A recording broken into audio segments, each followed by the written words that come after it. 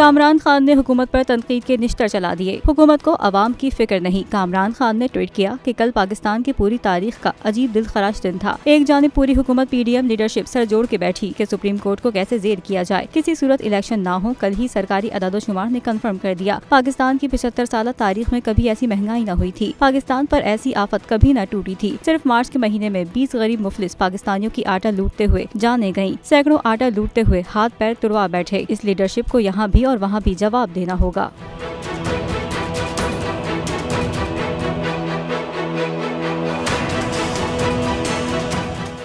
नजर आ रहा है सामने लिखा हुआ है जुल्म मिटने के लिए दो चीजों से मिटेगा भाई। एक, अदल की कुर्सी पे जो लोग बैठते हैं ना, वो अदल के हिसाब से फैसले करने लगे। दूसरा, कौम निकल खड़ी है उस जुल्म के खिलाफ, तो जुल्म खत्म हो जाएगा। या इन दोनों में से कोई एक चीज हो जाए या दोनों हो जाए। अगर 420 का मुकदमा था, उस वक्त अदलिया में जो लोग बैठे हुए केस देख रहे थे, वो पूछते ना यार चीट हुआ कौन है।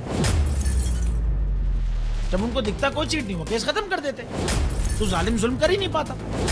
9 जजेस ने नोट बिफोर किया मेरे केस को यार, 1.5 साल चला। शख्सी जमानत का केस, सेम केस इस्लामाबाद में कर दिया। एक ही इल्जाम पे 2 केस हो नहीं सकते भाई।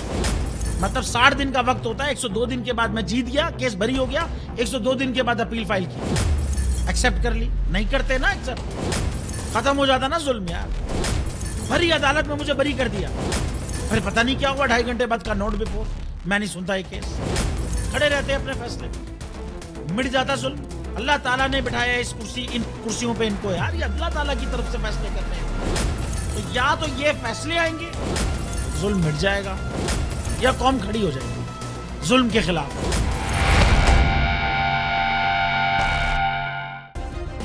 सब्सक्राइब करें और बेल दबाएं ताकि कोई खबर रह न जाए।